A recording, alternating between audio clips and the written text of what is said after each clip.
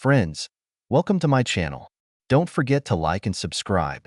It's not difficult for you, but it's nice for me, and we're starting. I'm not a ladies' man, and I've never been one, and I won't. Like many nerdy, successful bachelors, I had to wait until the big catches were shared. Once these top studs are out of the game, quiet nerds with a good income start looking good to the rest of the women. My name is Bryce, and I married Naomi 23 years ago.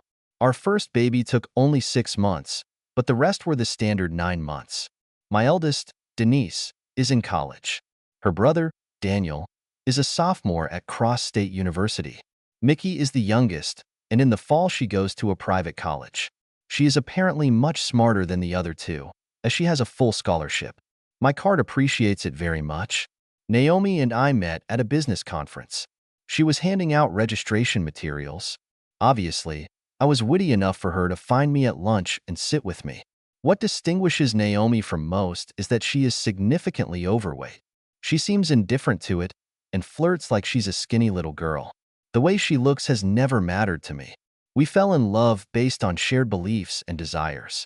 Naomi works, but she only gets half of mine. She's a mystery. She is very smart and pretty, but refuses to wear makeup and watch her weight. I'm trying to keep my nose out of my business, but I saw her health report, and it showed 240. It's not very good for 5 foot 4 inches. I learned early on never to touch on the topics of diet and face paint. We have quarrels, but I can't say that it has ever affected our love life for more than a day or two. There is nothing exciting about this love life. I never wanted to know if Naomi had love fantasies, and she was never interested in mine. I guess I'm old-fashioned in the sense that I think they're risky. My daughter Mickey, a high school student, was the first to enlighten me. Dad, you're so dumb that I almost wish the milkman was my father. Did Mom have lip gloss when she left for work this morning? How would I know that? Does she ever wear makeup? As far as I know, no. So you think she sweats lip gloss and it magically appears? Probably not. What are you getting at? Do you think she's applying it for you? My stomach cramped. I was waiting for you to do something. Walk around and see if it smells like perfume. I walked past, intending to fill my glass, and of course, I smelled perfume. I went back to Mickey. Probably not for me, huh? There may still be hope, Dad. This has been going on for several months now. Since when did she start wearing blouses that accentuate her cleavage? I think if you check her credit card receipts, you'll find a lot of new clothes. If it were me, I would get my finances in order. I kissed Mickey on the forehead and headed to my office. As predicted, Naomi's boutique purchases have grown from $0 to over $200 in the last 3 months. I called a guy I played golf with on the weekends. His brother is a divorce lawyer. I worked like hell to pay for my children's education. If I can send them to work without paying off their student loans, then their chances of realizing their dream will increase significantly. Thus, my personal wealth is not even 6 months of salary saved up. If Denise wants to go to graduate school, even that would be a blow. Denise, my college graduate, takes Richard Denton, the son of the president of the company I work for, very seriously. They met at a corporate picnic and grew up together. By attending the same high school and then college, they became one. Richard is a year older than Denise and now works as his father's assistant. Denise is a little worried that marriage talks are not going as fast as she had hoped. Given the cost of the wedding, I should be prepared to take another financial hit. Daniel fancies himself Romeo, and I haven't seen him with the same girl twice yet. Mickey doesn't like boys yet. I managed to avoid all the nightmares that fathers go through, fearing the constant parade of boys with raging hormones. I should thank someone. I got bored that night when Mickey pointed out the change in Naomi. You are weaving what you consider to be the road to a happy life. It seems that this common thread has been pulled a bit from the fabric of our marriage. The lawyer convinced me to draw up 3 forms: a separation agreement, a post-wedding agreement, and a divorce petition. His suggestion was to find the right time and give Naomi a choice. The purpose of the separation agreement was to freeze assets at that time. Not so much to freeze, but to determine how much each of our shares was worth. It was his suggestion to immediately transfer what was possible to individual accounts. I was thinking about whether I should do this. Maybe it's not as bad as I imagine. I didn't have to think for long. Mickey's gone somewhere. After dinner, Naomi and I retired to the living room to watch TV. Bryce, since we've saved up a bit, I'm thinking about getting some Botox injections and liposuction. I thought about these words. What should I think? Is she doing this for me? Wait a minute. I went into my office and pulled out 3 forms. I signed and dated all 3. Here, Naomi, this is for you. After a few looks, what the hell is this? In my opinion, it is quite obvious. The first contract is a separation agreement. The second is a post-marriage contract.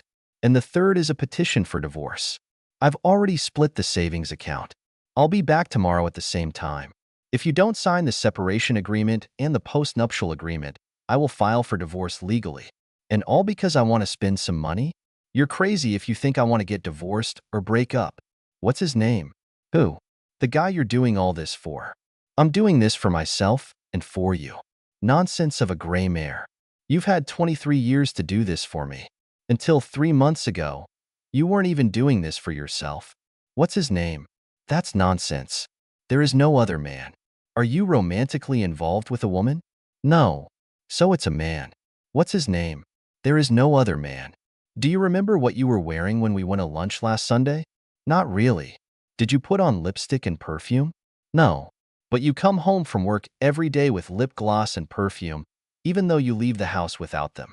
Either you tell me his name, or I'll cancel the separation agreement and file for divorce tomorrow. The tears could no longer be held back. Bryce, it's not as bad as you think. I assume you value his personal life more than mine. Last chance, Naomi. What's his name?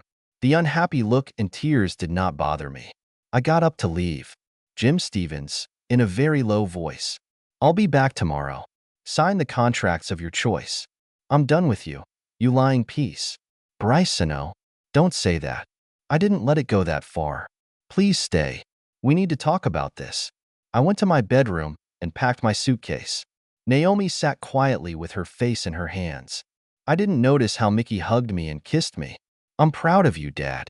If we're not good enough for her, she can live on her own. How could I miss all these signs? It's very simple, Dad. In the college prep class I attend, we studied confirmational biases. Basically, this means that you interpret and filter out any information that goes against your pre-existing beliefs.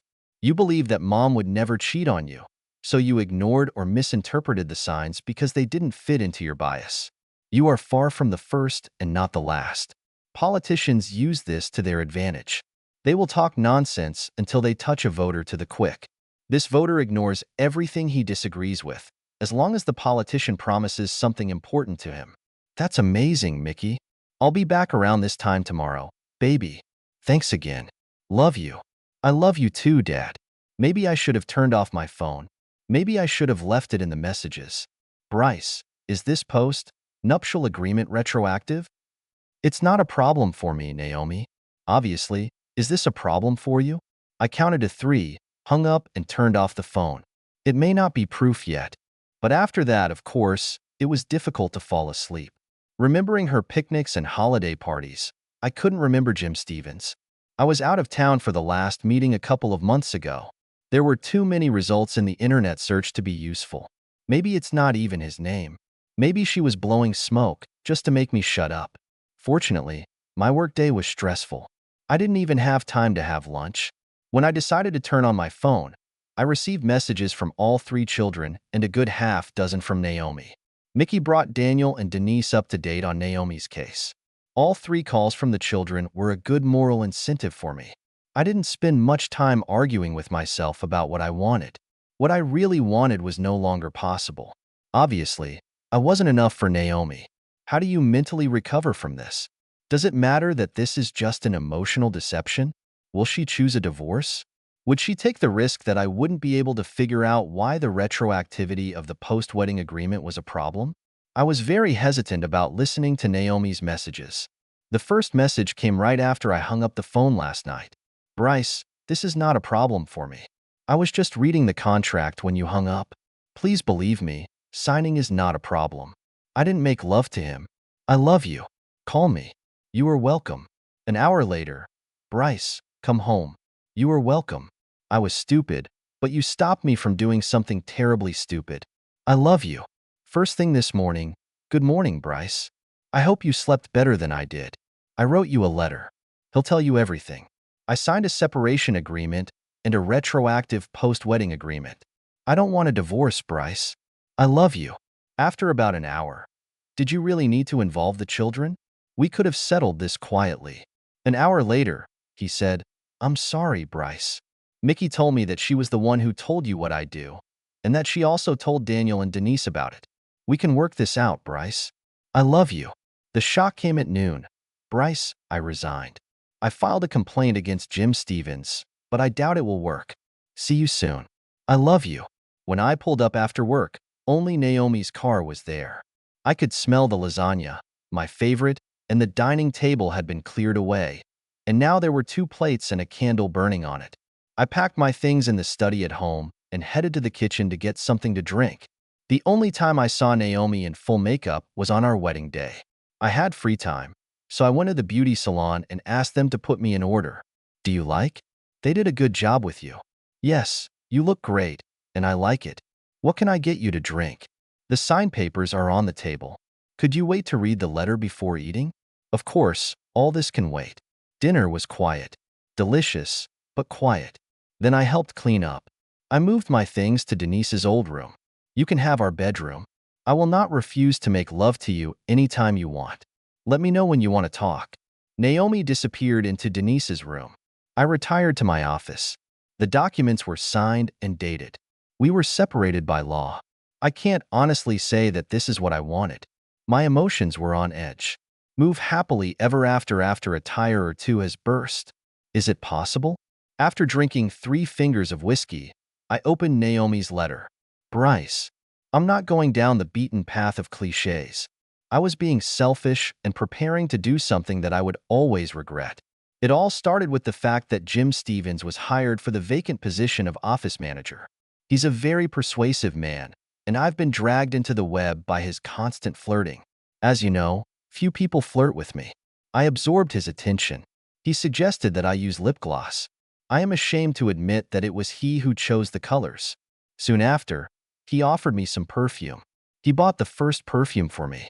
We went to lunch alone, and I played pause with him. I was intoxicated by the attention he was giving me. He suggested I wear more revealing outfits, and I bought a few to make him like it. Now comes the hard part. 2 weeks ago, when we were returning from lunch, he took my hand and put it on his lap. His organ was hard. I rubbed him a little, but pulled away when he offered more. When we parked, he pulled my head towards him and I kissed him. He groped for my cherries, but I pulled away before it went any further. I refused to have lunch with him again that week. I went to lunch with him twice last week and again on Monday. We kissed again, and this time I let him slip his hand under my clothes. It didn't go any further than that. He demanded more from me, but I didn't give up. As you probably already know, it was his idea for me to have liposuction. I hope you'll believe me when I tell you that's all that happened. I really love you, but my actions definitely don't confirm that. I'm as sorry as I can be. When you accused me, I panicked. I thought I'd never been wrong enough to lie to you. I thought I was hiding everything from you. My lying to you may have sealed my fate. I can only blame myself.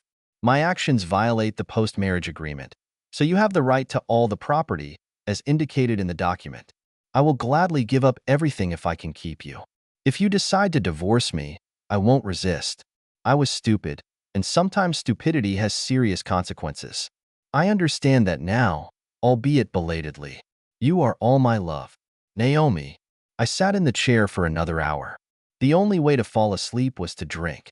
In the morning, the sun seemed too bright. I picked up the phone and saw messages from all 3 children. I made a group response, your mother cheated. I don't know yet if she wrote the truth in the letter. We are officially separated, but we live under the same roof. I need time to figure out where I'm going next. Thanks for the support. It would be quite difficult for me without her. I love you, Dad. When I finished dressing, Naomi was already waiting for me in the kitchen. What's your schedule today? I'm avoiding you. I mentioned that Naomi is smart, didn't I? She knew better than to say anything. I ate in silence, then grabbed my briefcase and headed for the door. Let me know if you need anything, Bryce. Yes, one thing comes to mind. Get tested for STDs. Turns out she's not that smart. Bryce. I didn't make love to him. You lied at every turn. What makes you think I should believe you? I wouldn't dream of touching you without checking. Her defeated look and quieter tears were replaced by the words, goodbye. I was tested today. It was a waste of money, but if that's what you want, the results will be in a few days. I'm sorry I snapped at you. Whatever you say. I'm going to have dinner. Is Mickey here? No, she's avoiding me too. A few days later, Naomi silently handed me a clean STD report. I had a very good interview today. It won't be exactly the same, but I'll be working again. Did you have an expense plan? I give you money, and you pay for everything? I haven't thought it through yet. I'll look through the checkbook and make an estimate. Am I still on your health insurance, or do I need to get mine? I didn't change anything. No, not really. I changed the beneficiaries of life insurance to children. This caused a mist in his eyes and a couple of drops of tears. Life moved slowly. I still didn't know what I wanted. Naomi was happy with her new job.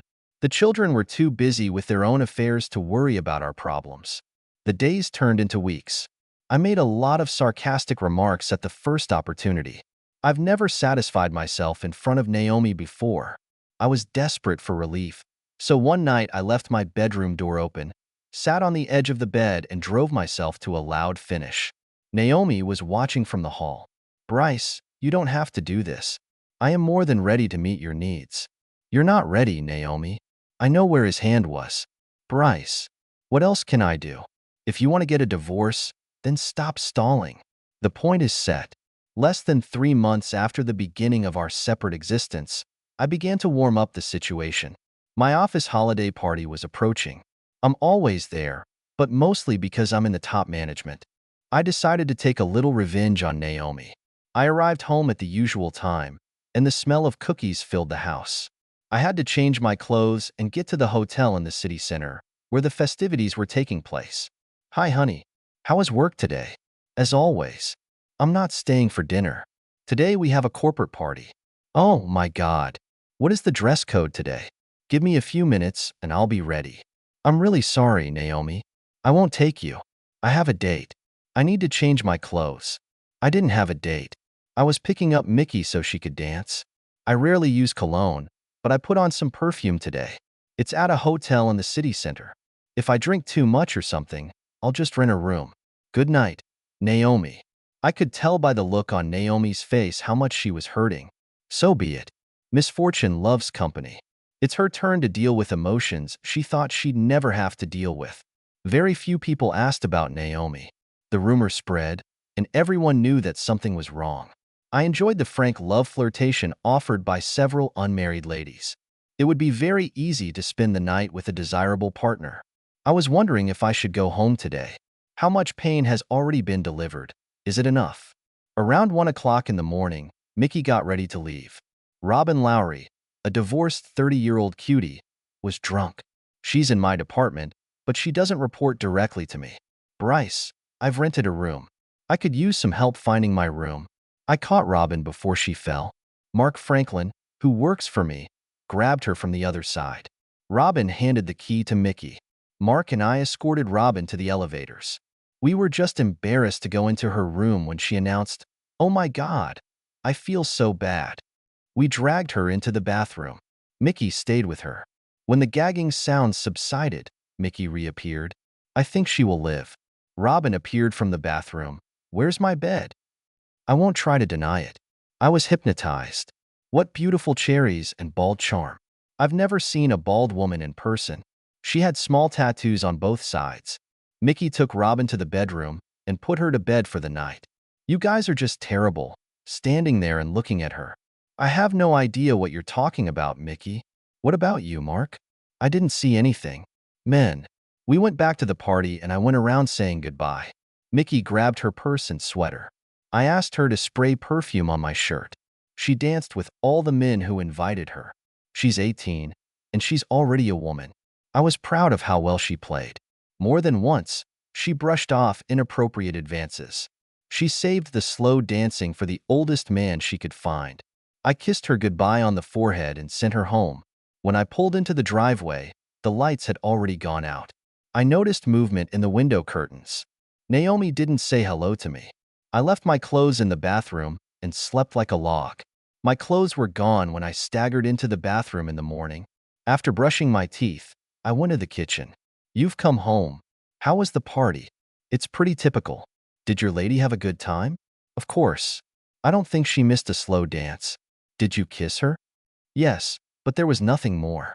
You're okay with that, aren't you? Damn, Bryce. It's killing me. Sorry. Last night was the longest night of my life. If you're going to divorce me, do it now. Don't lead me by the nose. I wish the choice was that simple, Naomi. I can't forget the 100 years we spent together. You cheated. Maybe you had love. Maybe you didn't. But that doesn't change the fact that you voluntarily renounced our marriage vows. But so did you last night. So you can, but I can't? A good double standard. Convenient for you, isn't it? Bryce, I want us to get this over with. I'm afraid you'll find someone you like more than me. It scares the hell out of me. Welcome to my world. Now you have some idea of what's going on in my head. I'm going for a walk. I'm coming with you. It was the first time. I walk a 2-mile loop, which takes me about 45 minutes, depending on the speed. This is the first time for Naomi. They passed in silence. That was nice, Naomi. I'm going to take a shower. May I join you? To be honest, I think Naomi was checking for footprints. I can't remember when else she kissed every inch of my body. I warned her when I got closer, but she held my organ deep inside her when I was bound by a spasm. Maybe I had 2 more such caresses. It's part of her repentance. We dried each other off and snuggled down on my bed. When I was able to continue, I slid mine into her. As far as I remember, it was wound up. I must admit, I checked her for footprints. Finding nothing, I slowly brought her to the finish line and then emptied into her. Naomi gathered up her clothes. Anytime you want, stud. I have no idea how she found out, but I should have suspected that she would find out. It only took a few days. You're very proud of yourself, aren't you? You took Mickey to your party. Did you say that you danced all the slow dances with her? No. I said she danced all the slow dances. You heard what you wanted to hear. Whose perfume was on your shirt? I asked Mickey. So you didn't sleep with other women that night? Why would I confess? Some of these young women definitely have elastic cherries. Soft young hands really feel good. It was the first time I saw a fully shaved beauty, and she had tattoos on both sides. I've said too much, but nothing happened. The color drained from Naomi's face. Her eyes were wet. Ignorance hurts, doesn't it? Naomi, tell me when you can get that thought out of your head, next week or 10 years from now. Now the bedroom, asshole. I know a way that you really like. Wow, twice a week. Get used to it if you want to stay here. Denise is engaged to Richard. She managed to make him jealous enough at the holiday party. Well, the savings account came in handy. Naomi received nothing from her previous employer, although Jim Stevens was sent packing a few months later. Although her new job was somewhat different, 6 months later she was promoted to shift supervisor. She doesn't wear makeup or perfume, and the more attractive outfits are only worn when we go out together. She made me accompany her to her annual checkup. Naomi wanted me to know that it was her doctor's advice to lose weight. It was smart of her, as I would have been suspicious if she had just started dieting and exercising. She spends a lot of money on clothes again, but this time because she's shedding extra pounds. All 3 children took turns to stop avoiding Naomi. We're a family again. Eventually, Naomi found out about Robin, again from Mickey. Do you ever think about Robin? Only when we make love. It's okay, as long as it's the only time you think about her. I know it's greedy of me, but her little affair led to the most intense love life I've ever enjoyed. The transition from 1 or 2 caresses a year to 2 or 3 a week suits me perfectly. Add to that a couple of times of lovemaking, and my little head will tell me that we made the right choice by forgiving Naomi. When a little head is happy, life is good.